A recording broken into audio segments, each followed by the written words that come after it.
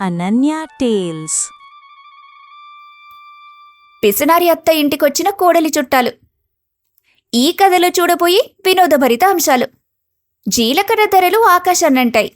పోపుల డబ్బాలో చిన్న స్పూన్ పెట్టిన వసుంధర గారి పొదుపు ప్లాన్ ఏంటి? వచ్చిన చుట్టాలకు సూప్ లాంటి పప్పుచారు, జీడిపప్పు దోశకు బదులు వేరుశనగకాయల దోశ. అత్తగారి పిసినారితనం ఏ స్థాయికి వెళ్ళింది? పిసినారి అత్త వల్ల పరువు పోతుంటే కోడలు అనన్య ఆ చుట్టాలను ఎలా మెప్పించింది? ఆ చుట్టాల వల్ల అర్జున్కి వచ్చిన ఆ కోట్ల కాంట్రాక్ట్ ఏంటి? పిసినారి అత్త ఇంటికి వచ్చిన కోడలి చుట్టాలు. రాజాపురంలో వాతావరణం ఎలా ఉన్నా రాఘవయ్య ఇంట్లో మాత్రం ఎప్పుడూ ఆర్థిక శాస్త్రం రాజ్యమేలుతుంది. అందుకు కారణం రాఘవయ్య భార్య వసుంధర. వసుంధర పొదుపు విషయంలో ప్రపంచ ఆర్థికవేత్తలతో పోటీ పడతారు.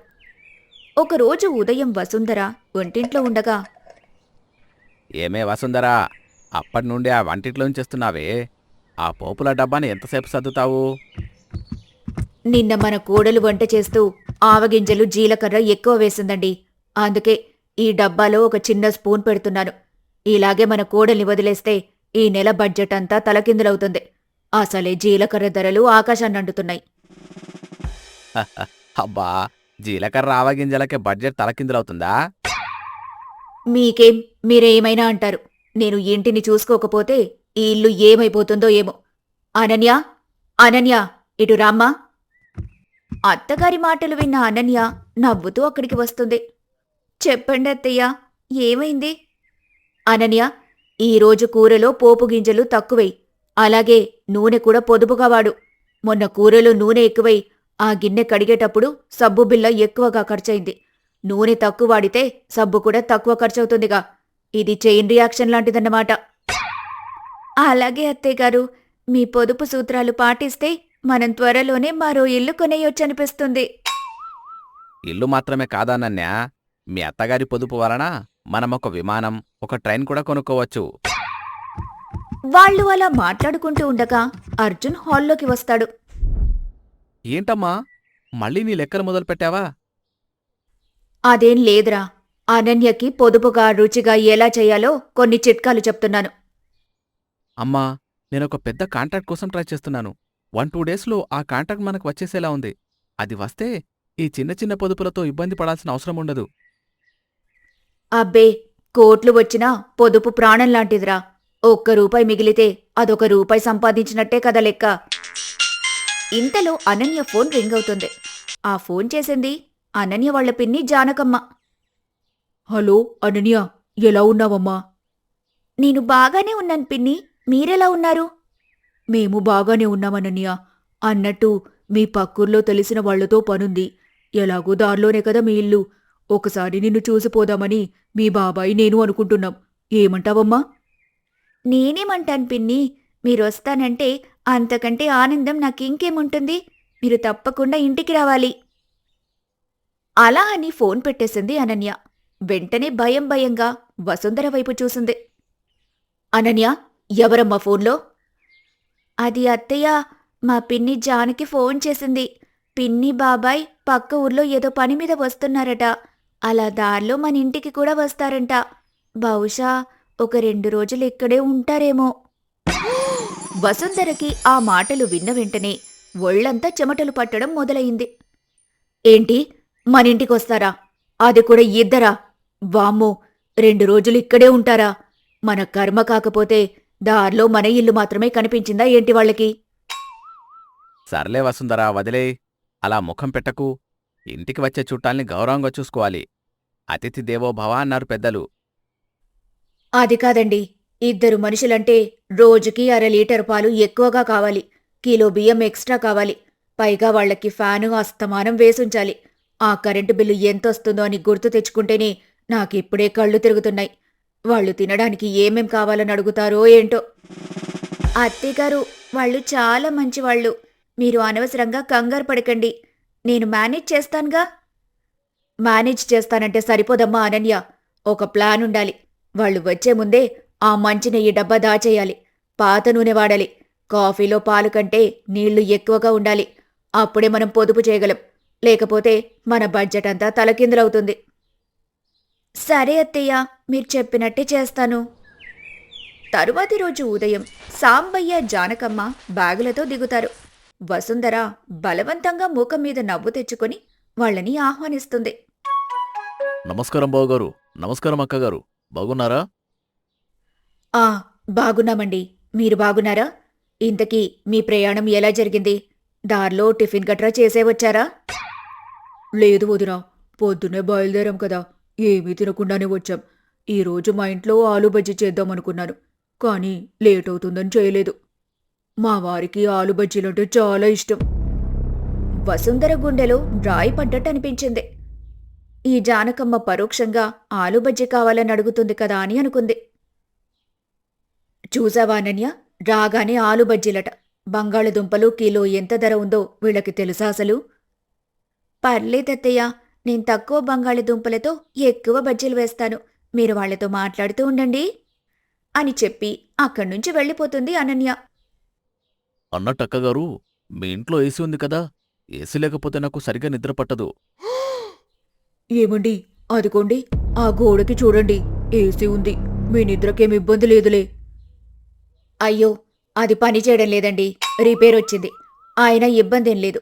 మనకి మంచి ఫ్యాన్ ఉందిగా, మన ఫ్యాన్ ముందు ఏసీ కూడా పనిచేయదు. అయ్యో, అదేంటమ్మా, ఏసీ పనిచేయటం లేదా? పాపం, మా వారు నిద్రపోవటం కష్టమే అయితే. కనీసం వేడివేడి కాఫీ అయినా ఇప్పించు. కాఫీ మాత్రం చిక్కగా ఉంటేనే మా వారికి నచ్చుతుంది మరి. చిక్కగానా? పాలల్లో నీళ్లు కలిపినా వీళ్ళు పసగట్టేలా ఉన్నారే. అలా ఉదయం గడిచింది. భోజనాల సమయం. వసుంధర వడ్డనలో పొదుపు చూపిస్తుంది. ఇదిగోండి సాంబయ్య, పప్పుచారు వేసుకోండి. ఇది చాలా పౌష్టికాహారం. ఎక్కువ తింటే పొట్టలో గ్యాస్ వస్తుంది. అందుకే ఒక్క గరిటె మాత్రమే వేస్తున్నాను. ఏంటక్కగారు, పప్పుచారులో నీళ్ళెక్కువ పప్పు తక్కువ ఉన్నట్టుంది? అది సూప్ స్టైల్ పప్పండి. ఇప్పుడు అందరూ ఆరోగ్యం కోసం అలాగే తింటున్నారు. ఆరోగ్యం ముఖ్యం కదా. వదినగారు, పప్పుచారులో కాస్త నెయ్యి వేస్తే బాగుండు. వాళ్ల మాటలు విన్న అనన్య కిచెన్లో నుండి ఒక నెయ్యి గిన్నె తీసుకుని వచ్చింది. ఆ నెయ్యి గిన్నెని చూసిన వసుంధర వెంటనే, అయ్యో, ఆ నెయ్యి బాలేదమ్మా. షాప్ వాడు ఈ నెయ్యి కల్తీ చేసమ్మాడు. అందుకే చుట్టాలకి కల్తీ నెయ్యి పెట్టి మీ ఆరోగ్యం పాడు చేయటం ఇష్టం లేక ఇలా పప్పుచారుతో అడ్జస్ట్ చేస్తున్నాను. చూసారా నా ప్రేమ? అవును సాంబయ్య, మా ఆవిడ ప్రేమకి హద్దుల్లేవు. ఆ మాటలకి వసుంధర రాఘవయ్య వైపు ఒక పదునైన చూపు చూసింది. మరుసటి రోజు ఉదయం జానకమ్మ అనన్యతో ఇలా అంటుంది. అనన్య, మీ బాబాయ్ బ్రేక్ఫాస్ట్కి దోశలు కావాలంటున్నాడు. వీలైతే దోశలు పైన నెయ్యి, జీడిపప్పు కూడా వేయమ్మా. నీకు తెలుసు కదా, మీ బాబాయ్కి జీడిపప్పు లేందే ముద్ద దిగదు. అందుకు అనన్య సరే అని అంటుంది. అలా అని అనన్య వంటగదిలోకి వెళ్తుంది. వాళ్ల మాటలు విన్న వసుంధర వెంటనే వంటింట్లోకి పరిగెత్తింది. వామ్మో, జీడిపప్పు, నెయ్యి! అనన్య, ఆ జీడిపప్పు డబ్బా ఎక్కడున్నా సరే దాన్ని వెంటనే దాచేయి.